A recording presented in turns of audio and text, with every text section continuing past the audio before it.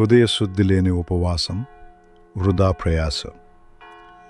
దేవునికిష్టమైన ఉపవాసం అనగా అణగారిన ప్రజలకు అన్యాయపు బానిస బంధనాల నుండి విముక్తి ప్రసాదించుట, ఆకలి తీర్చుట, ఆశ్రయం కల్పించుట.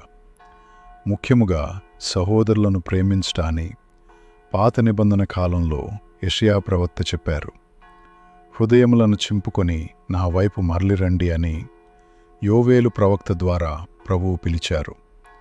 నినెవే ప్రజలు తమ చెడు మార్గమును విడిచిరి, దేవుడు వారి క్రియలను ఆమోదించెను. ఉపవాసం ప్రదర్శన కాదు, రహస్య సమర్పణ.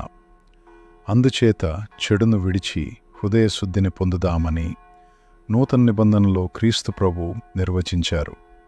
ఇది కఠినమైన మార్గమే కావచ్చు, అయినను మనము ఒంటరి వారము కాము, నిన్ను విడువను ఏడబాయను అని ప్రభువు వాగ్దానం చేసియున్నారు. కనుక హృదయశుద్ధి లేని ఉపవాసము వద్దు.